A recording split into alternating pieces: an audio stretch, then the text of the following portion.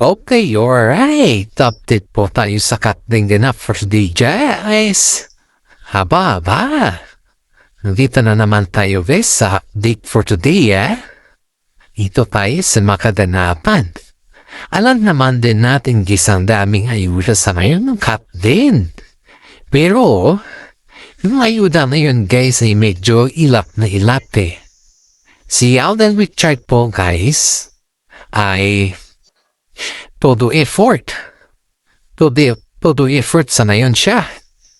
Todo effort po siya, guys, dahil may bago siyang pinag-aabalahan sa ngayon. Alam niyo ba kung ano yung pinag-aabalahan ni Alden Richard sa ngayon, guys? Kung hulaan niyo po yan is you're so very blessed. At alam niyo kung kilala niyo si Alden Richard. Aba, joke lang.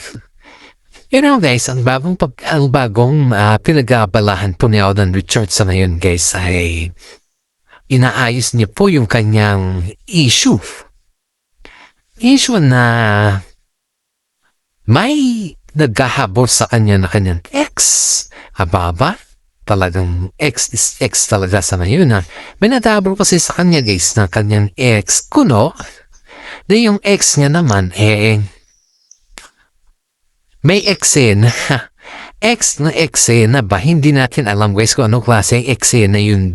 Ito naman si ex na to. Ang labo kasi, paminsan-minsan, guys, nalalabuan tayo. Mismong pati ako ay labong-labo sa kanya. Kaya, hindi natin malaman, hindi natin alam kung anong klaseng ex din ang mga ito. Kaya ang hirap magsabi, guys, Ito, guys, ayun dito sa ating legit na sources, Itong si girl na to, hinahabol niya din pala si Alden Richard. Pero in fairness naman, sa unang interview niya, hindi naman halata, guys, kasi hindi naman siya nagpa-epekto na hinahabol niya si Alden Richard. Wala naman effect yung kanyang ginagawa na hinahabol niya. Wala namang ganon. Kundi parang, sinasabi ko lang to dahil I just want you to know na naging ex ko din sa Alden. Parang kumbaga lang, guys, pahaktiyaw lang yung kanyang tira kay Alden Richard. Ito naman si Alden, guys, dahil papkaya yung kanyang tira, halos sobrang bait naman ni Alden sa kanya, guys. Hinayaan niya na lang muna. At nung hinayaan naman ni Alden na nagganon siya, guys, wala naman mga salita ba? Wala naman mga terms or wala naman siyang naririnig kay Alden. Kasi ang akala kasi ni Alden, guys, hindi naman magiging big issue yan. But sobrang bait naman ni Alden at saka matagal naman na pass na ni Alden yung matagal na wala sila. So parang ang point of view dyan, guys, is kapag wala na tayo ng girl, syempre ex niya, wala ka naman kailangan ipaliwanag, diba? Yan, that's the real point. Wala ka naman kailangan ipaliwanag. Pero, itong si girl, guys, ito yung napakalaking question kasi dito, guys, Itong si girl, lumantad siya.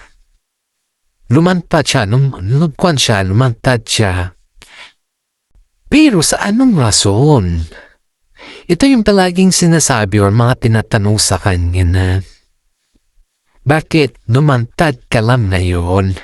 Kung talagang may intention ka, dapat noon ka pa lumantad dahil hindi naman alam ni Alden kung ano yung rason mo kung bakit ka lumantad sa ngayon, diba? Kahit naman siguro sino, guys, hindi nga alam kung ano yung reason niya bakit siya lumantad sa ngayon. Kaya ang daming nagsasabi, guys, na mas nagugustuhan nila si Alden Richard, mas nasa panig nila si Alden Richard dahil itong girl na to, ngayon lang siya lumantad, alam naman na makaramihan na si Alden Richard ay sobrang sikat sa ngayon. What's the point? Yun yung gusto nilang malaman dito sa girl na to, guys. What's the point why Why ngayon ka lang lumantad? What's the reason behind that point, diba na ngayon ka lang lumantad? Yan yung mga sinasabi nila dito, guys. Kung tutuusin naman natin, guys, kung kayo naman yung nasa kalagayan ni Alden Richard, ay may point naman ng mga netizen kasi wala namang purpose na lumantad kay dahil ex ka naman as long as pag may anak kayo, diba? Yun nga yung mga tinatanong dito, guys, na hindi naman ang dami nagsasabi ang daming nagmamarites sa ating comment section na si Alden Richard daw ay may anak na. May anak na daw sila ng kwan na to or something else. At ito pa yung depression ni Alden Richard sa kanyang interviews. Counted daw siguro dito, guys, yung kanyang ex. Counted daw dito sa kanyang ex. Hindi kasi tayo yung, kumbaga, sa mismo sa kaibigan ni Alden Richard to Hindi kahit pala kaibigan mo si Alden Richard kasi hindi pala siya nabuokin ng privacy. Yun yung masama Yun yung masama dito kasi ang ini-expect mo is may privacy kayong dalawa. Ang ini-expect mo is yung okay lahat. Parang ganun ba yung nagkaintindihan kayo or very close kayo kasi may privacy kayong dalawa. Yung kaibigan mo siya, tinuring siyang mapalik na kaibigan and at the same time, ganun din naman siya sa'yo. Parang yung closeness. Hindi pala ganun si Alden, guys. Hindi pala siya very close na close siya sa mga time siguro naman. Pero pagdating naman siguro sa privacy, distansya na. Ganun yun. Distansya sila kay Alden Richard pagdating naman sa privacy. Kaya maraming mga netizen po ang nagsasabi na si Alden Richard ay masyadong matago. Matago means, kumbaga, he is masekre po. Kaya, mga kasama niya sa showbiz days, hindi naman nila akalain na may ex pala si Alden ng ganun Nabibigla na lang daw sila kung ano daw yung nangyayari. Ang daming nasasabi na, totoo ba yan? Parang nabibigla na lang din sila. Tsaka pati naman tayo, guys. Mismo tayo is nabibigla din tayo kung ano yung nangyayari, di ba? Sabi namang iba na, let Alden fix it kasi nasa tamang edad naman na si Alden. Sabi naman ni Mami Min na, let Alden fix it also. Yes, every time kasi guys, ito yung ating kwan ito guys. Every time kasi guys, wala naman talaga alam si Alden. Wala siyang alam na ganun magiging result ng mga mangyayari. Kapag alam naman ni Alden yan, then why naman na hindi naman natin siya susuportahan, diba? Pero hindi naman alam ni Alden, guys, to be honest. Hindi alam ni Alden na ganyan pala. Magiging result na. You don't remember. You don't even know it. Ang akala lang naman siguro ng girl na to is there's something wrong if sabihin niya na wala naman siguro masamang tinapay karamihan na. Hindi niya alam na ang mga artista kagaya ni Alden Richard is there always masamang tinapay pagdating sa mga ganyan na terms and English. Natalimutan niya siguro na yung kanyang ex, kung ex naman niya, okay ex niya. Kalimutan niya siguro na yung kanyang ex isang artista. And siguro yung nakalimutan niya guys, kaya yan na yung magiging result sa lahat. Pero ang sabi naman ni Mami Min guys is, Alden can make it, sabi niya. Kasi, kaya naman daw ni Alden na panindigan ni it's not the word na panindigan na may ginawa si Alden na kababalaghan. It's not like that guys. Kasi yung panindigan kasi nasalita is parang may ginawa si Alden na may ginawa siyang kababalaghan. Pero it's not that way. Yung sinasabi natin na kaya naman niyang panindigan, ibig sabihin kaya naman niyang resolbahin yung issue na hindi niya na kailangan yung mga ibang tao pa. Kasi si Alden po ay napaka-independent na tao. Ang daming nagsasabi na he can prove herself na wala namang dahilan para balikan niya si X. Kumbaga lang, sa dami ng mga sikat sa ngayon, aba, naman, pag sikat ka kasi guys, kasunod kasi yan, ang daming lumalabas na kakaiba din pag ikaw ay sikat. Believe it or not guys, kahit naman siguro yung konti lang yung awareness mo or konti lang yung income mo, kapag kasi ikaw guys is malaki na yung income mo, ang isipin ng mga tao dyan, mayaman ka na. Yan yung mga bracelet ng mga tao sa'yo, mayaman na to. So ikakaingitan ka na or something ganyan, kakaingitan ka hanggang sa dumating yung time na iba na yung inggit, iba na yung point yung inggit nila, hindi na yung kakaingitan kanila dahil ikaw ay may na-achieve ka sa buhay, ganun dapat, diba? Ganun yung achievement, diba? Pero as of now, guys, is hindi na ganun yung term ng inggit sa kanila. Kasi pag malaki yung earnings mo, there always a time na sabihin sa'yo na iba na yung terms na, iba na yung pagsabi nila na may inggit na sila sa'yo, iba na yun. Hindi na yung pag-appreciate sa'yo or something na gano'n. Wala na yun guys, hindi mo na-expect yun. Ang na-expect mo na lang na yun is yung paano mo kaya sila makikis. Yun na yun. Yun na yung ina-expect mo ngayon. Ikis mo sila dahil sa sobrang inggit naman nila sa'yo. Ganun yun. Yun na yung maabangan mo guys. Ganun katindi guys. Kaya maraming mga netizen po ang nagsasabi na si Alden Richards sa ngayon ay pinag-iingitan at pinanguma din yan. Kaya expect the worst thing. O ayan na, you expect the worst thing talaga. Ayan na yung nangyari. Ayan na si babae, si girl. In-expect mo talaga na magiging ganyan yung resulta ba?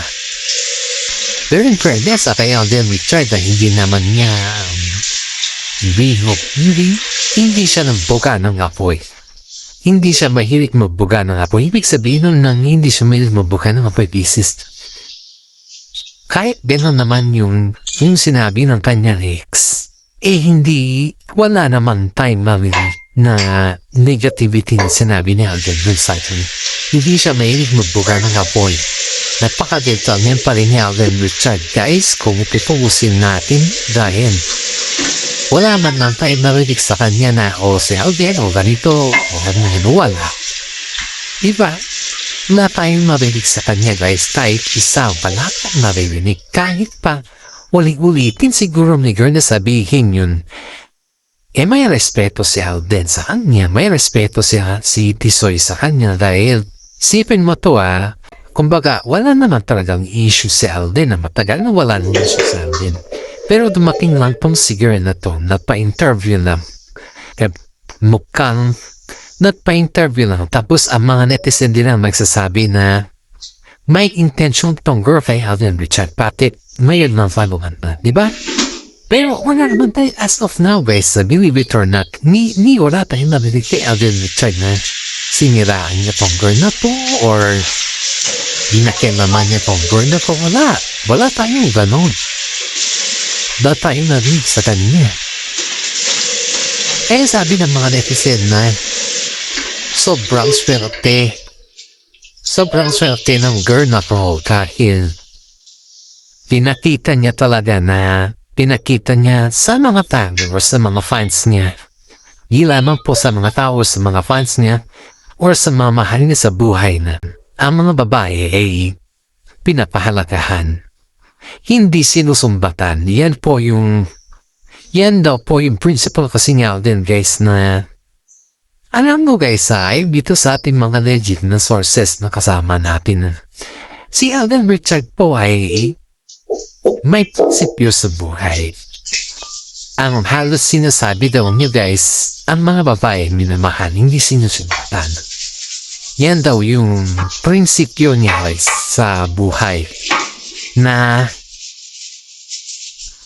yung bang iparamdam mo sa babae na mahal mo siya. Na mahal mo at hindi yung sumbatan mo sa mga bagay-bagay na kakasakit naman ng babae or mahal mo siya. Diba? Kaya hinayaan na lang po ni Alden Richard yung nangyari guys. Kahit alam niya na ikakasira na ng kanyang karir. At yun po, hinayaan niya na lang. Dahil alam naman kasama niya sa loob ng movies. Wala naman. Kumbaga wala naman epekto yung ginawa ng girl. Kahit sabihin na natin na may intensyon yung girl na to kay Alden Richard parang kinampihan naman si Alden Richard ng kinampihan siya dahil alam naman nila na hindi naman ugali natin yung magganon sa lahat ng bagay. Walang ugali sa Alden. Kaya kitang-kita mo naman yung mga fans na nagsasabi na let Alden face it like that. Let Alden face the truth. Ganyan yung mga kanya sinisigaw. Then alam naman nila guys na hindi naman talaga ugali ni Alden na malira ng kapang tao. At sabi nga dito sa ayon din dito sa ating mga legit na sources ay willing daw si Alden na kusapin tong si ex na para sa ganyan. Wala na daw ibang issue sa kanila. Sabi nga naman ni Mami Mendez na that is the perfect idea, perfect decision daw na si Alden Richard ay willing na kusapin tong ex niya at hindi niya papalikuran kung ano man yung pagkukulang niya. Kung may pagkukulang man si Alden Richard ito sa ex niya, syempre, obligado naman si Alden sa mga ganun na bagay. Pero yung papalikuran niya at hindi niya kausapin at hayaan. Ibang usapan na daw yun guys. Kaya sabi ni Mami Min is napakaswerte na Alden Richard dahil may naghahabot sa kanya. Aba guys, ang si reaction po ni Catherine Bernardo dito guys ha. Reaction naman po ni Catherine dito guys is sabi niya na saludo daw siya kay Alden Richard dahil hindi naman niya daw intention na ganun yung mangyayari. Saludo daw siya kay Alden dahil nga napakaswerte na Alden sa kanya. Wala naman siya nasabing na masamang kinafay kay Alden dahil may tura naman talaga daw si Alden.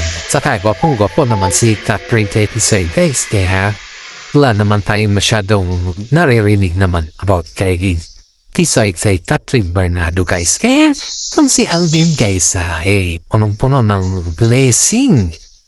Sabihin natin na punong-puno siya ng blessing dahil pagdating naman kay Catherine guys, wala namang nasasabi si Catherine. Basta importante kay Catherine ay supportado siya kay Alden sa kanyang mga ginagawa as long as na masaya daw si Alden. Yun yung kay Catherine guys Yun yung kanyang sariling with her own decision and yung bang manibawa ba guys is magjowa, diba? Siyempre pag magjowa naman kay Toto pa naman yan. Nandyan yung mga todo halalay, ganun ba? Yung todo lahat ba? Podong-podo. Pero ito guys, ibang-iba yung katodohan nila kasi hinahayaan na lang po ni Catherine guys na si Alden po yung mag-decide sa kanya at kung ano naman yung kanyang gagawin ba or mga gusto niya, mga sariling decision, hindi naman po pinapakialaman ni Catherine Bernardo yung kanyang mga sariling decision.